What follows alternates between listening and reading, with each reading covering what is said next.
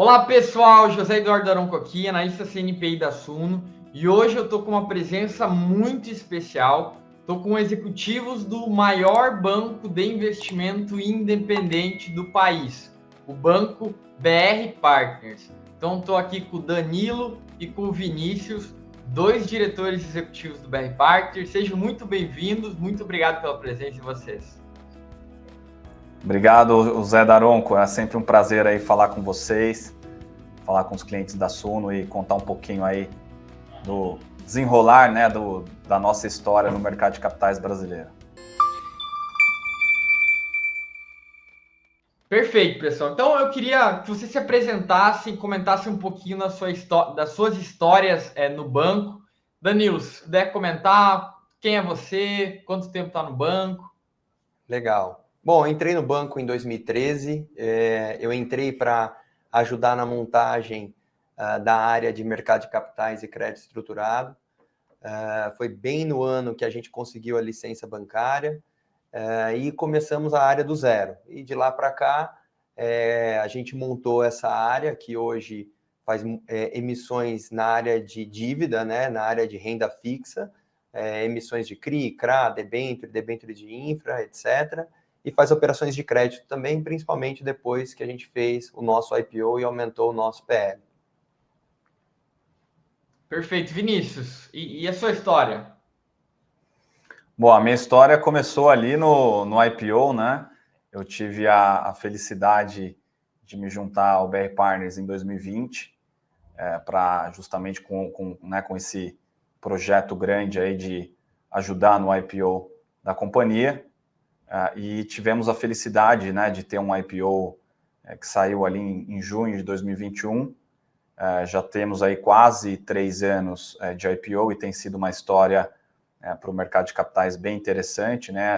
Apesar da gente ter enfrentado anos desafiadores na economia, desde o nosso IPO, a gente tem conseguido mostrar nossa tese de investimentos e aí um dos poucos IPOs que tem dado bastante certo. Então a gente tem muito orgulho disso e obviamente continuamos, né, acho que temos uma longa trajetória para frente, para continuar aí usufruindo do que a gente chama de financial deepening, né, que é a desintermediação financeira, que é nós somos aí um fruto do desenvolvimento do mercado de capitais brasileiro, né, e da sofisticação dos investidores, assim como, né, o trabalho de vocês, que surgiu ali, né, não tem mais de 10 anos, então acho que o mercado está muito mais sofisticado e a gente atua nesse negócio, né, tanto do banco de investimentos, né, quanto na área do Danilo, na estruturação de dívidas. Acho que a gente tem conseguido executar um papel importante para a economia brasileira. Não, perfeito. A Suno mesmo, a Suno tem 7 anos, fez 7 anos em fevereiro. Quando eu olho para o BR Partners, ele começou com um banco muito focado em investment banking, né, na assessoria de investimento, e depois foi crescendo em várias áreas. Um dos responsáveis está aqui, o Danilo, por crescer no mercado de capitais. E aqui a gente vai abordar todos os segmentos do banco para entender como que o banco ganha dinheiro, como que estão os resultados recentes e também as perspectivas. Vamos começar com o negócio principal do banco, que já representou a expressa maior parte da receita, vem perdendo representatividade dado a escalada dos outros negócios, mas ainda é o maior negócio da companhia, que é Investment Banking. Então eu queria entender, Vinícius, o que é Investment Banking e como que o Banco BR Partners, mesmo concorrendo com Itaú, Bradesco, grandes instituições financeiras, conseguiu se tornar referência nesse segmento. Perfeito, excelente pergunta para começar esquentando os motores aqui, José. E o nosso negócio no banco de investimentos é basicamente servir o cliente e dar uma assessoria de qualidade de acordo com os interesses do cliente. Então, o nosso carro-chefe dentro do IB, né, que a gente chama Investment Banking, é o M&A.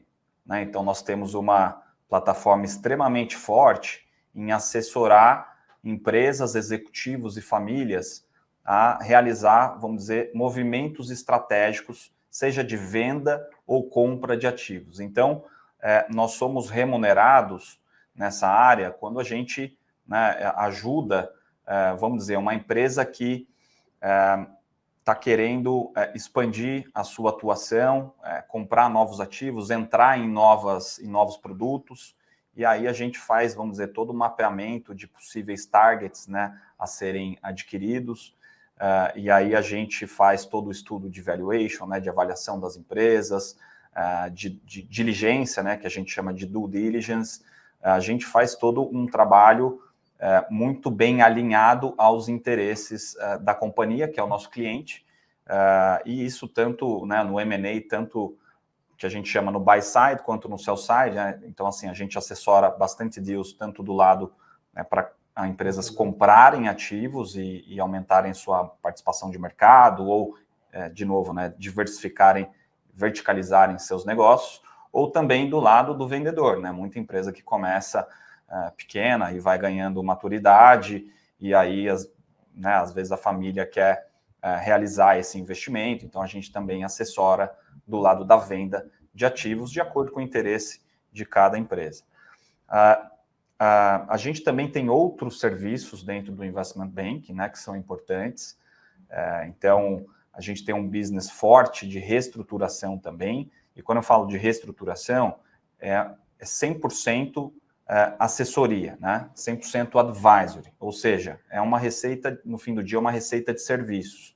E em reestruturação, a gente ajuda bastante companhias aí em processos, né, de ajustar o passivo, de desalavancagem, de eventualmente vender algum ativo que não seja estratégico para gerar caixa para aquela companhia ter uma saúde financeira melhor. Então, e até empresas, né, numa situação um pouco mais complicada, como a elaboração de um plano de RJ, a gente, de fato, tem uma assessoria independente e que visa alinhar sempre o interesse do cliente. Também tem outros serviços, como, né, opiniões, a conselhos de administração. A gente também faz bastante pre-IPO, então, uma empresa, né, um cliente que já é cliente nosso em outras frentes, que está se preparando para, né, o mercado de equities, né, de ações, e a gente consegue dar toda uma assessoria para preparar a empresa para ir para o mercado, né, seja do ponto de vista de governança, seja do ponto de vista de desenvolvimento dos negócios. E a gente também faz ali, né, transações, vamos dizer, estratégicas de mercado de capitais, que passam desde de movimentos, né, de fusão, né, de merger.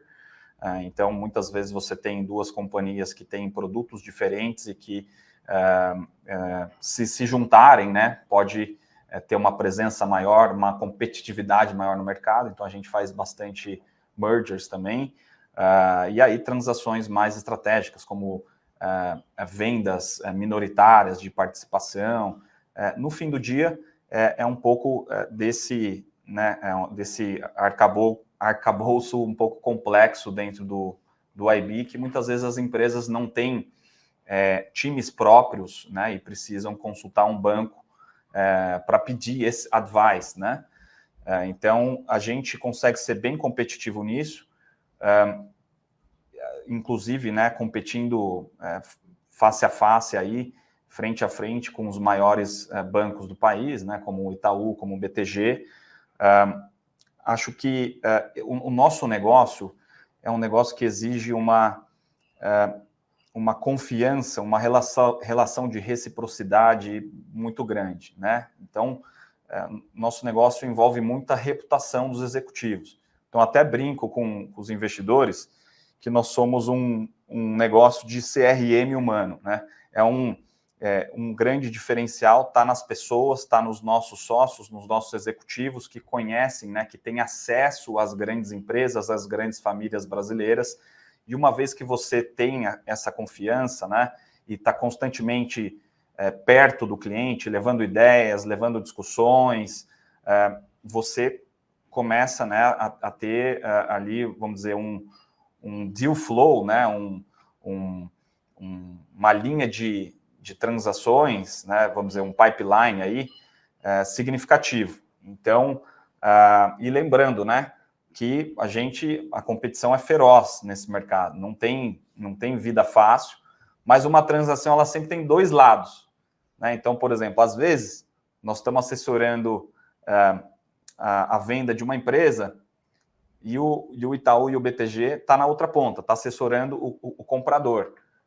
Então, isso também, né, a gente vê muito isso quando, vamos dizer, uma empresa que é cliente do Itaú há muito tempo, né, e o Itaú fez o IPO dessa empresa, fez o follow-on, e aí essa empresa está capitalizada e precisa crescer. E muitas vezes a gente está do outro lado. Então, por isso que a gente fala que inclusive quando o mercado de ações está aberto, ele tende a incentivar mais esse mercado de fusões e aquisições, né? Porque tem muita empresa que está capitalizada e precisa crescer inorganicamente, né? Adquirindo novos ativos. E a gente tende a se beneficiar desses movimentos também. Mas eu acho que no fim do dia, só resumindo e para não me alongar tanto com a pergunta, acho que é uma combinação de sermos um banco independente, isento de conflitos de interesse, com executivos de ponta que conhecem muito bem esse ambiente corporativo, né? Nós temos confiança de grandes clientes. E eu acho que a estrutura como nós somos montados, né? Nós somos um partnership, onde o Danilo aqui, que apesar de ser o head da área de mercado de dívidas, ele origina e leva vários negócios para a tesouraria ou para o nosso banco de investimento. Então, nós temos uma cultura de deal makers mesmo, né?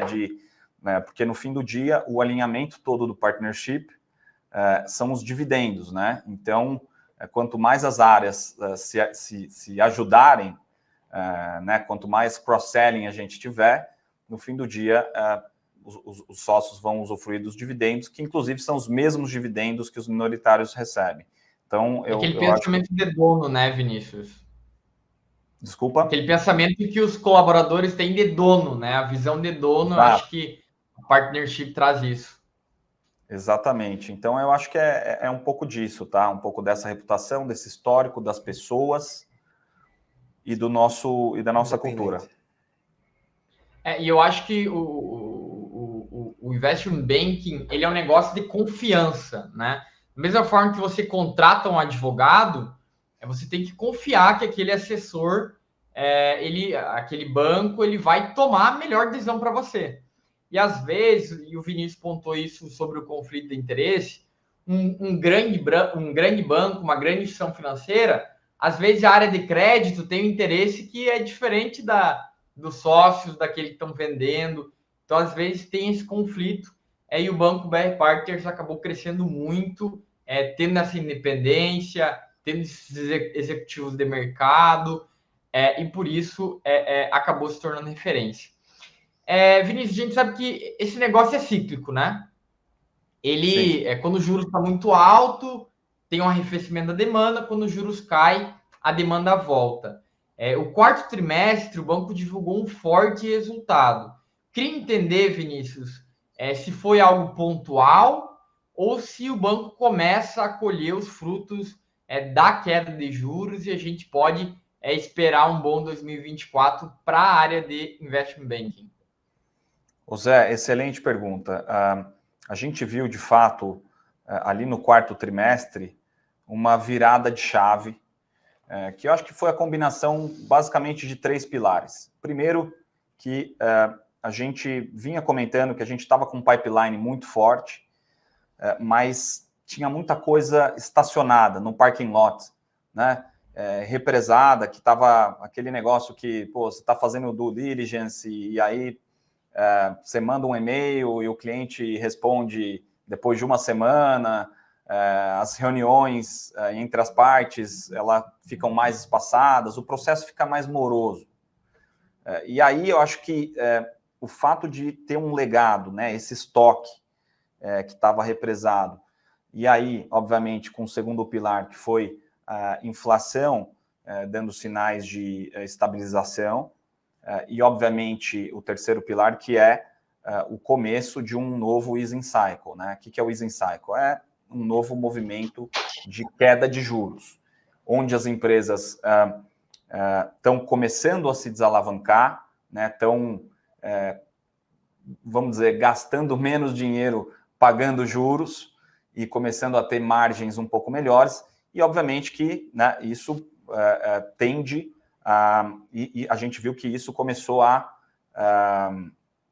fazer voltar ao mercado. Então, os executivos, as famílias, né, mais propensas a fazer negócios, e o nosso pipeline, ele voltou de uma forma um pouco mais rápida. Então, essas conversas que eram semanais ou quinzenais, elas passam a ser diárias, né? E aí você começa a ter um ambiente mais propício para converter esses deals, para fazer acontecer.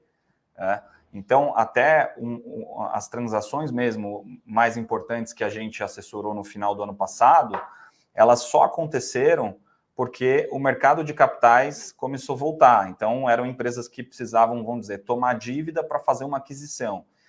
E no começo do ano passado, estava tudo parado. O mercado de crédito primário estagnou, e aí isso começou a se normalizar mais no final do ano passado. Então, quer dizer, isso tudo fez começar a girar a roda, e a gente começou o ano, vamos dizer, em relação ao ano passado, muito mais animado, porque a gente está com um pipeline bem diversificado entre setores, né? Você pega, há 15 dias atrás, a gente anunciou a venda da Aliança Energia, onde nós assessoramos a CEMIG na venda de 45% do stake na Aliança para Vale.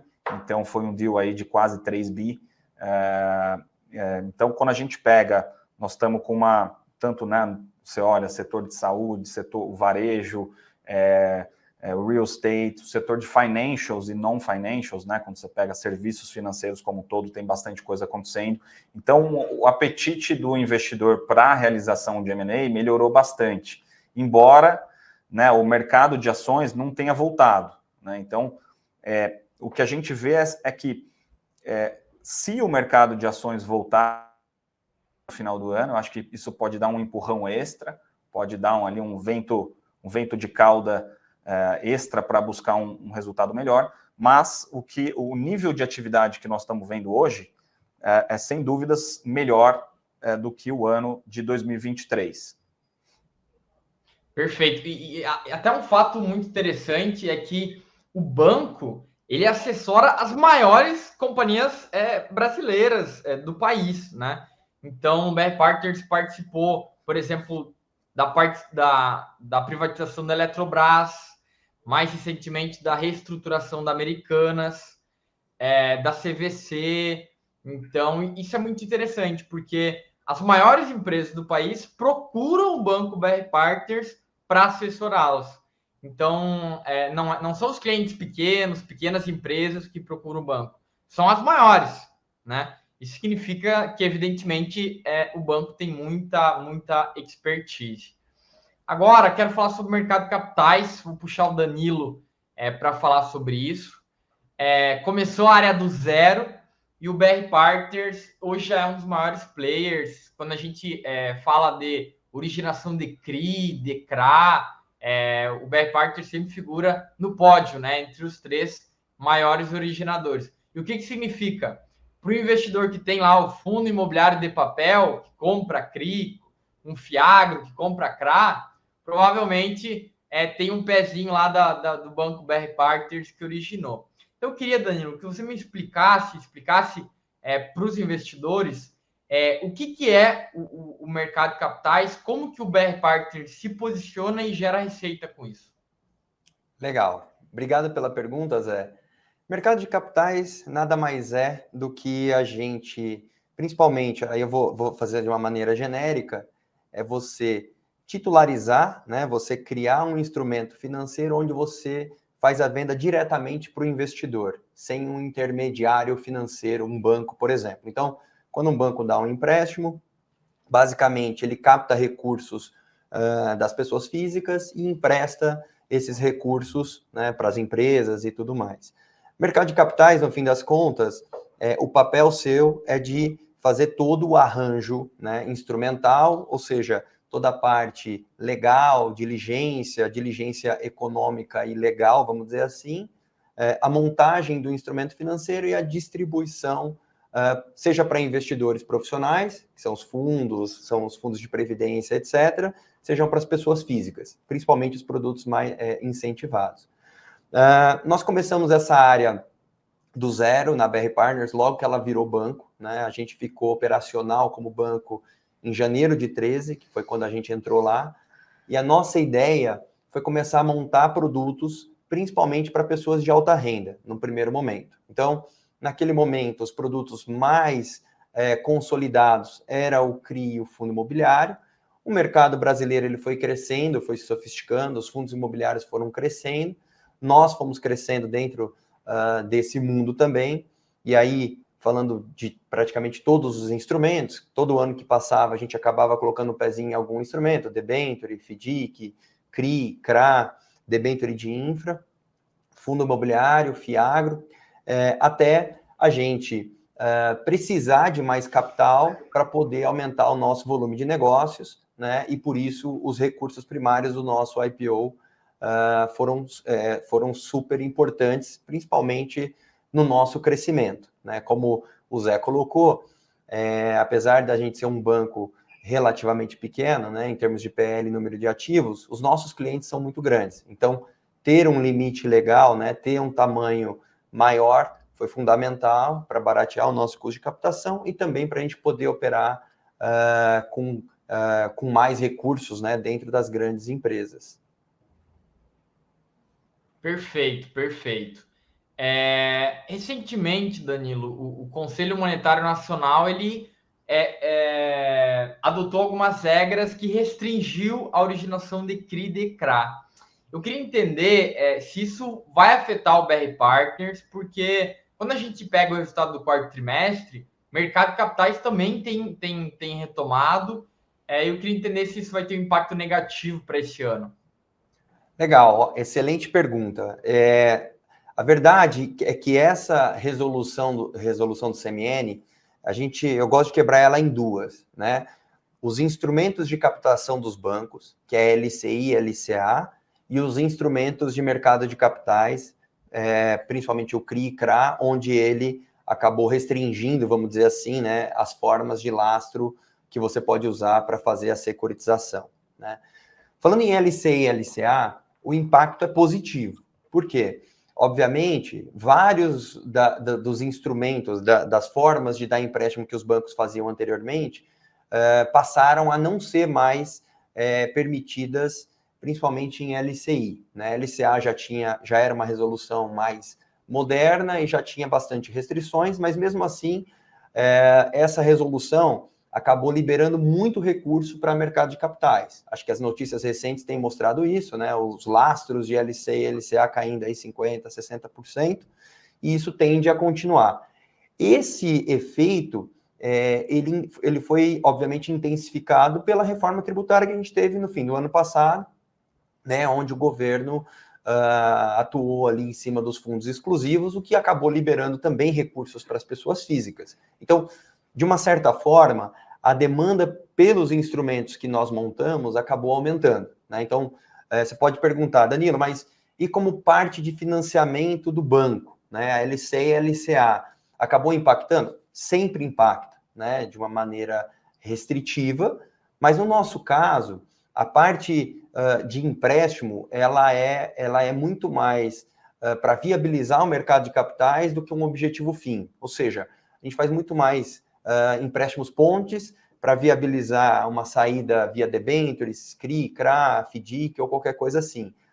Então, o impacto para o nosso funding foi muito baixo. Para você ter uma ideia, o funding total da BR Partners entre LC e LCA era 10%. Então, o impacto é muito marginal nesse sentido. Ajuda, sim, em aumentar a demanda.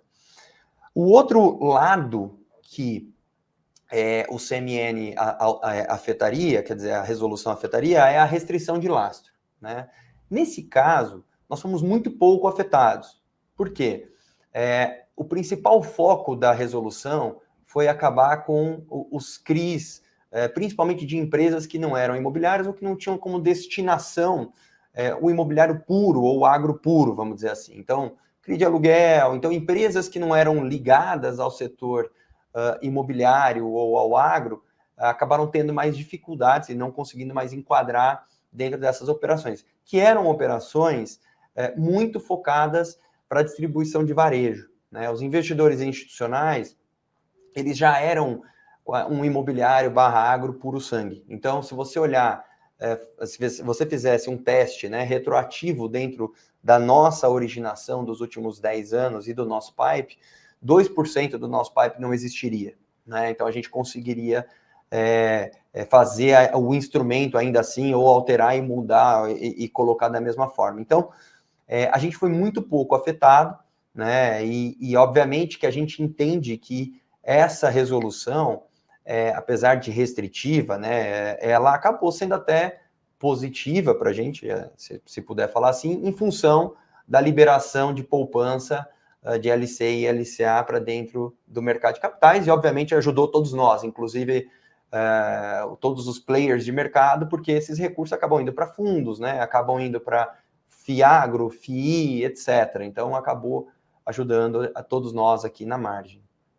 Ah, não, perfeito. Danilo, quando a gente olha um pouquinho para trás, eu me recordo que no início de 2023 foi um ano bem difícil para o mercado de capitais, dado a pedido de recuperação judicial da Americanas, todo mundo ficou com um pouco de medo, tirou um pouco o pé, e o final do ano a gente viu uma recuperação. Como que você enxerga o mercado de capitais para 2024? Você acredita que o banco deve continuar crescendo nesse segmento? Acho que sim, quer dizer, o ano de 2023, né? A gente, se você voltar um pouco, né, 4 meses para trás, você já tinha o mercado de crédito, principalmente dos fundos estruturados, vamos dizer assim, FIAGRO, FII, já sofrendo, né? Nós tivemos ali um ano de eleição, onde você teve 3 meses de deflação com um juro nominal de 14%. Quer dizer, aquilo ali arrebentou todos os fundos que eram indexados ou que tinham como referência inflação, né? Isso distorceu muito os preços. O juro de 14%, obviamente, machucou praticamente todas as empresas, né? Foi um período muito difícil, restritivo da economia. O evento Americanas e logo em seguida Light, eles atingiam em cheio o mercado de capitais, porque praticamente todos os players acabaram sendo afetados, a indústria de fundos, principalmente fundos abertos, acabou sofrendo muito resgate, né? E obviamente que isso travou o mercado de capitais ali no primeiro quadrimestre, né? E acabou começando a melhorar no final do segundo semestre, no final do segundo trimestre. O último trimestre do ano passado foi um trimestre forte, foi um trimestre bom, porque ali a gente já tinha a economia americana dando sinais de que pudesse ter redução de juros, né, no ano seguinte, que seria o de 2024, e dentro do Brasil a gente teve aí a inflação já mais controlada e o Banco Central já começando a cortar juros e já sinalizando ali a casa dos 10, a casa dos 9, onde, obviamente, você teria um mercado muito, um alívio, né, monetário muito grande, né, saindo de 14 para 10. A tendência para 2024 é continuar esse bom momento, né? Se você analisar o primeiro quadrimestre, que a gente está agora entrando no quarto mês, ele já foi muito melhor do que 2023, né? Obviamente que a base de 2023 ela é afetada, mas ele já tem uma tendência de melhora de crédito dos corporates, né? Então, quem tinha que sofrer, quem estava mais alavancado, já acabou pagando o preço ano passado, ou reestruturando e tudo mais. E agora as empresas elas já adaptaram o business plan delas para a nova realidade de juros, né? Então, a gente saiu lá em 2022 de um juro de 2%, batemos 14%, quer dizer, é muito difícil um planejamento financeiro de médio e longo prazo com essa, obviamente, flutuação de juros nominal, mas agora as empresas já têm o ano de 23 inteiro dentro dos balanços delas, então a gente já consegue ter uma fotografia boa da saúde financeira da empresa. Ao mesmo tempo, todas elas melhorando os seus, vamos dizer, ou procurando a desalavancagem financeira e, ao mesmo tempo, o mercado de capitais destravado, né? Porque o mercado de capitais, obviamente, foi muito afetado pela assimetria de informação. Tinha muitas empresas ali que ninguém sabia qual que era a real saúde financeira. Eu acho que hoje essa poeira baixou, é óbvio, você tem um ou outro ainda problema de crédito, mas é pontual, faz parte do mercado, mas como tendência, essa queda de juros, obviamente, com o crescimento de PIB, mesmo que pequeno, mas crescendo, e com uma inflação controlada, ajuda muito nessa perspectiva de melhora, e não só, obviamente, do mercado de capitais, mas do mercado de crédito em geral. Perfeito, perfeito. Nos últimos anos, a gente viu alguns family offices e até agentes autônomos entrando em mercado de capitais, estruturação de dívida. Vocês veem como que vocês veem essa competição e até se vocês veem a oportunidade para eventualmente adquirir algum multifamily office, oportunidade de M&A, algo nesse sentido, Danilo? José, eu diria o seguinte, você colocou muito bem na introdução, nós crescemos dentro de um mercado muito competitivo e talvez o Brasil, na indústria financeira, e aí eu coloco como um todo gestores, instituições financeiras, a gente é muito sofisticado, né? Talvez pelo fato da gente ter vivido muito tempo de inflação alta, juro alto e baixo, igual a gente estava comentando aqui.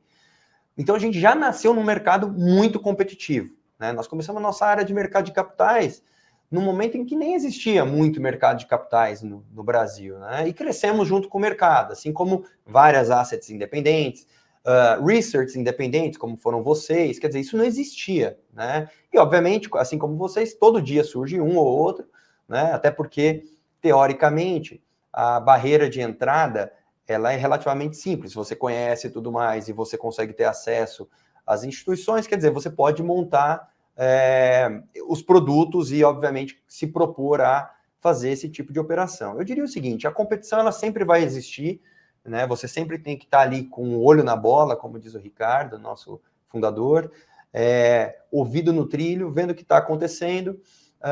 Eu diria que, é óbvio, que quanto mais players surgirem, a competição ela acontece, mas a gente não tem tido hoje influência desses competidores dentro das nossas operações, né?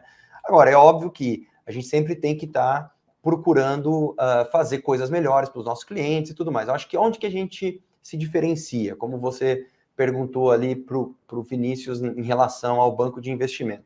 Na área de mercado de capitais, nós fazemos praticamente da mesma forma que no banco de investimento. A gente tem relacionamentos de longo prazo, né, com os nossos clientes. Então, nossos clientes, se você olhar, a gente tem muitos negócios com os mesmos clientes. Isso traz uma reputação muito boa. Tem um boca a boca muito forte dessa turma. Então, cada ano que passa, entra um cliente novo, recomendado por algum cliente. Obviamente que isso vai sedimentando, né, essa pirâmide, vai sedimentando o volume de negócio que a gente tem. Acho que o IPO ajudou muito na nossa marca, vamos dizer assim. Então, hoje, os clientes já nos conhecem, já sabem, obviamente, dos nossos serviços. Então, a gente consegue ter uma originação, eu vou dizer, entre aspas, passiva, né? Mas os clientes já nos conhecem, então ajuda bastante. Agora, todo dia a gente tem que trabalhar com competição, não tem jeito. Eu acho que é bom, tá? Porque no fim do dia você acaba melhorando, né? Acho que isso daí parece discurso, né? Mas é a realidade. Você acaba vendo o que as outras pessoas estão fazendo, vendo o que é bom e tenta melhorar o seu, e vendo o que é ruim e evitando para desviar aí dos tiros que o mercado dá, né? Mas eu acho que isso para a gente, quer dizer, tem sido bastante bom a gente ter um time consolidado, né? Trabalhando junto há muito tempo, uma cultura bastante enraizada, e essa questão da gente ter esses relacionamentos de longo prazo. É isso que dá a recorrência da nossa receita. Inclusive, tem algumas estruturações de dívida que a gente faz que são originadas, inclusive, né, por parceiros, né? Sim. Acho que seria... Mas, assim, eu acho que, de uma maneira geral, o que é o nosso diferencial na parte de fusões e aquisições, o nosso IB, vamos dizer assim, também é o diferencial em mercado de capitais e tesouraria, né? Você vê que, como você colocou, né, a gente atua com grandes empresas, óbvio, todas essas empresas que a gente atua, tem Itaú, tem Bradesco, tem XP, tem BTG, né, e a gente acaba conseguindo se diferenciar de alguma forma para conseguir operar dentro desse mesmo aquário. Então, em resumo, é difícil competir contra o Banco BR Partners, né? Eu diria que a verdade é que o mercado nosso, ele está crescendo muito rápido, né? Você tem bons players, né? Vários dos nossos competidores também têm várias características bem positivas. Acho que a gente conseguiu achar o nosso nicho, né? Vamos dizer assim, e temos trabalhado bem para conseguir ter a recorrência dos nossos clientes. Perfeito. Quero falar sobre duas linhas de negócio que também vem crescendo bastante. Uma ela é bem recente e outra já tem um tempinho, que é a área de tesouraria e estruturação e a área de wealth. Eu gostaria, Danilo e Vinícius, que vocês explicassem para os investidores o que faz, né, a área de tesouraria, como ela tem crescido, ela opera câmbio, para grandes empresas, né? Então, eu acredito que aproveita muito esse ecossistema do BR Partners. Então, se pudessem explicar um pouquinho como é essa área, primeiramente a de tesouraria, e também a perspectiva que vocês têm para ela para esse ano. Depois vamos falar de wealth. Legal. Vou tentar simplificar aqui. A nossa tesouraria, ela é uma tesouraria que não toma risco, né? Então, a gente não opera mercados, né? A gente tem ali, obviamente, os traders que faz a zeragem das posições que a gente faz na área de gestão de riscos. Então, a gente não ganha dinheiro comprando e vendendo ações, tá? Dentro dessa área. Como é que a gente ganha dinheiro dentro dessa área? Entre aspas, que no fim das contas é isso, prestando serviços. Como? Fazendo gestão de risco para os nossos clientes. Então, o cliente, ele faz uma emissão de uma dívida em IPCA, mas a moeda que ele consegue fazer a gestão do patrimônio dele é o CDI. Então, a gente faz o swap de IPCA para CDI. Ou ele faz uma emissão de um bond, né, que é denominado em dólar, e quer fazer o swap, né, a troca para reais, e ficar exposto em reais. Então, a gente vai lá e faz o swap para reais. A gente faz isso para praticamente todos os instrumentos financeiros, né? Então, todos os juros, pré-DI, IPCA, CDI, IPCA pré e tudo mais, aí depende muito do cliente, do tipo. A gente também faz muita coisa em câmbio, né? E aí sim, então internalização, etc., e exportadores ou importadores e hedge em cima disso. E fazemos também a parte de commodities. Então, o cara quer travar soja, travar o açúcar, né? Travar o preço, né? Então é uma usina, ele quer travar o preço do açúcar, ele vai, faz a cotação e a gente vai na bolsa e zera a posição, vamos dizer assim, né? Então, é uma área de gestão de riscos, né? Onde cada uma dessas caixinhas, obviamente, tem a sua complexidade, tem a sua forma, né? A forma como ele lida com a contraparte, seja bolsa, seja um outro banco ou um outro player dentro desse mercado. Então, como você bem colocou, ele complementa o nosso ecossistema, né? Porque, no fim das contas, boa parte desses clientes que a gente lida, tanto na área de mercado de capitais, quanto na parte de banco de investimento, são clientes que precisam, muitas vezes, fazer essa gestão de risco, né? São exportadores ou captam recursos em inflação e querem fazer o swap para DI, coisas nesse formato. Acho que hoje, boa parte da nossa tesouraria, do resultado da nossa tesouraria vem disso. A perspectiva também é positiva. Essa área ela é impactada positivamente pela recuperação do mercado de capitais, né? Porque algumas das empresas acabam emitindo ativos onde tem mais demanda, e aí ela consegue arbitrar entre IPCA, DI, vamos supor. Então, ela vai lá e acaba captando em IPCA porque consegue captar mais longo, e aí ela vai e swapa para DI porque fica mais barato para ela do que tomar o dinheiro puramente DI.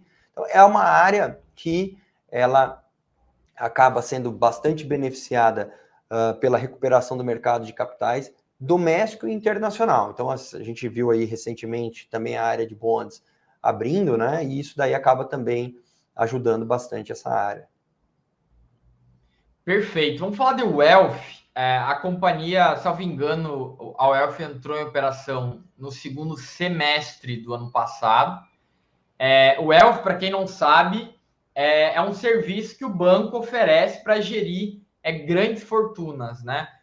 Depende do banco, tem banco que a faixa inicial é 1 milhão, 10 milhões. O banco BR Partners começou no final do ano passado e já escalou, já é uma Wealth acima de 2 bilhões de reais. Eu queria entender, Vinícius, como que vocês veem essa área de Wealth e até como vocês conseguiram escalar tão rápido. Sei que vocês fizeram investimento, trouxeram pessoas seniors, né? Mas foi um crescimento também rápido num trimestre, né?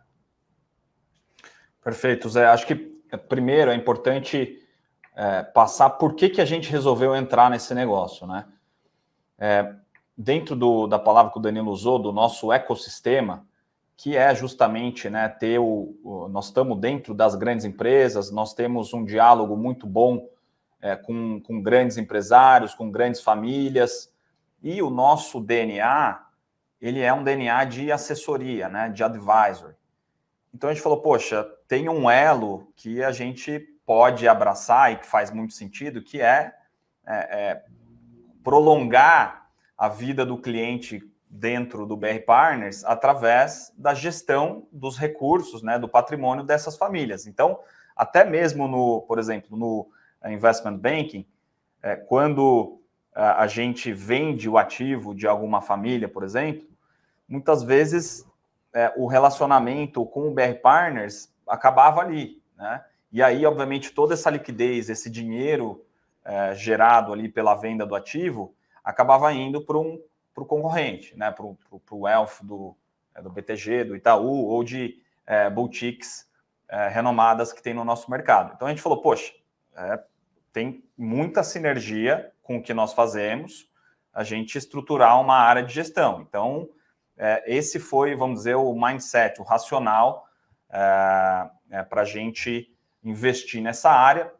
E aí a gente começou, como você disse, a atividade ali no segundo semestre do ano passado. Nós trouxemos ali alguns executivos bem renomados, inclusive os principais sócios e fundadores da Reliance, que era uma casa de gestão que depois foi adquirida pelo Julius Baer, que também é um gigante no mundo inteiro nessa área. Então, são pessoas extremamente competentes, né, com capacidade, que também viram no BR Partners uma opcionalidade de se juntar ao partnership e exatamente, né, como a gente, o Wealth, ele tem, né, você tendo acesso a essas famílias, o Wealth também pode ajudar na geração de negócios para o mercado de capitais, para a tesouraria e até mesmo para o IB, é uma via de mão dupla. Então, a gente, caras também que são empreendedores, que também fundaram a Reliance, que tem muito match, né, com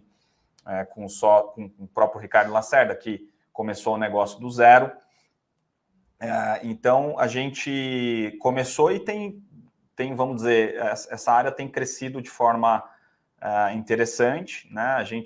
Essas pessoas que nós contratamos vieram com grandes relacionamentos, porque também esse é um negócio de confiança, né? Você pensa o seguinte, você tem lá, vamos dizer, 100 milhões de reais, você não vai deixar seu dinheiro com qualquer Zé Mané, você vai procurar uma pessoa que você tem confiança, que conhece o mercado, que está atento, né, aos produtos de investimento que, né, vamos dizer, se identificam melhor com o interesse do seu cliente. Então, a gente está bastante, vamos dizer, nós estamos bem empolgados aí com o desenvolvimento dessa área, e aí vamos ver aí nos próximos capítulos aí na divulgação de resultados, né, a continuação aí do desenvolvimento dessa área. E aí, acho que só para explicar um pouquinho da atividade de gestão, né? A gente praticamente é uma assessoria que a gente cuida do patrimônio das famílias, né? E ajuda não somente na alocação desses recursos, mas também, né, nós temos uma plataforma que, vamos dizer, sucessão familiar, né? Então, você tem muitas vezes ali uma transição dentro da família, e aí como é que esse legado continua. Então, o Wealth, ele é muito além de simplesmente dar um advice, né, um conselho para o cliente, falar, investe no CRI de tal empresa, né? O Wealth, de fato, ele contempla questões de administração, de tributos, pagamento de tributos, né? O planejamento tributário, essa questão de sucessão familiar, até ativos que são ilíquidos, como imóveis, né? Como é que isso conversa com os interesses das famílias. Então, é um negócio muito mais complexo, né, do que simplesmente ficar brincando de alocar investimentos. Não, perfeito. E eu acho que um ponto que o Vinícius tocou é que o principal negócio do BR Partners é Investment Banking, né? IB.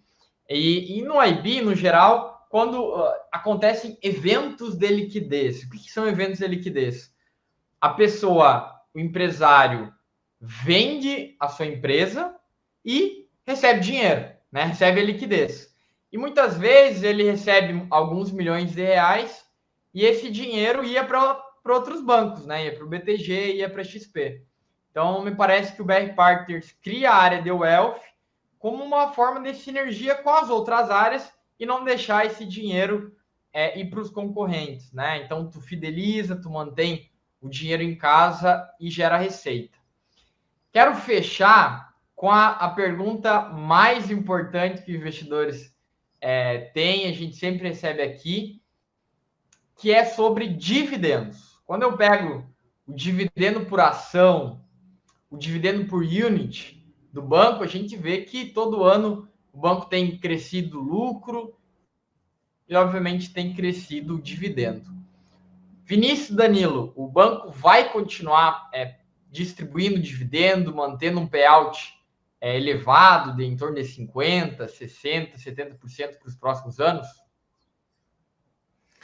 Ô Zé, tem que continuar, né? Porque, por exemplo, senão o Danilo não fica no BR Partners, né? Então, eu acho que esse que é o bacana do nosso negócio, né? Que o dividendo, ele alinha muito o interesse do sócio, né? Dos executivos com o mercado, com o investidor, com você, né? Que tá investindo no BR Partners, porque é o mesmo dividendo e boa parte, para não dizer quase toda, né? Da remuneração dos sócios vem dos dividendos, do resultado gerado pela companhia, né? Então, historicamente, nós somos bons pagadores de dividendos. No ano passado, por exemplo, nós distribuímos cerca de 120 milhões de reais, que deu aí um payout de 77%.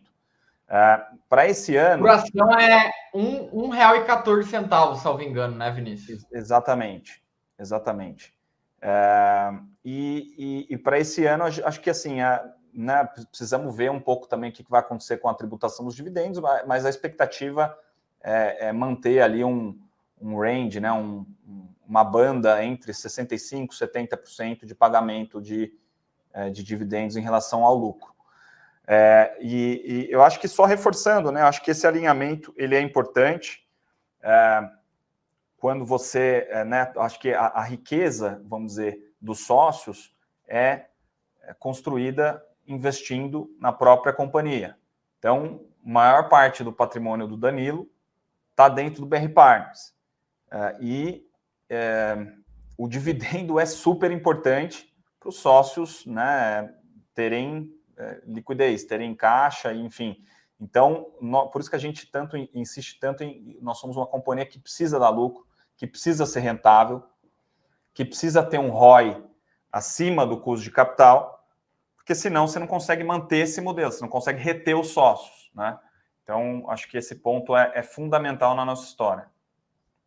Não, e isso é muito interessante, né? Porque o acionista minoritário, ele está alinhado com os executivos e com a companhia pelo dividendo, né? Porque os executivos, os sócios são remunerados através de dividendos, e eu acho que esse é um dos principais diferenciais do Banco BR Partners.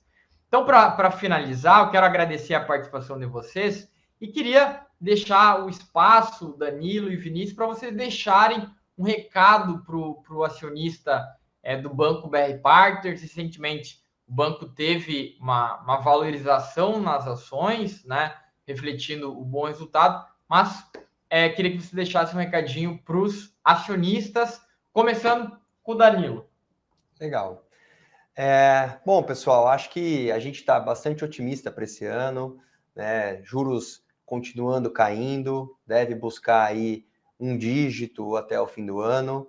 Isso é uma oportunidade enorme aí para o nosso mercado, né? Seja na parte de emissões de dívidas, porque isso aumenta bastante o nosso volume de negócio, seja na área de IB, onde também aumenta o volume de negócios, porque aumenta o número de M&As e tudo mais.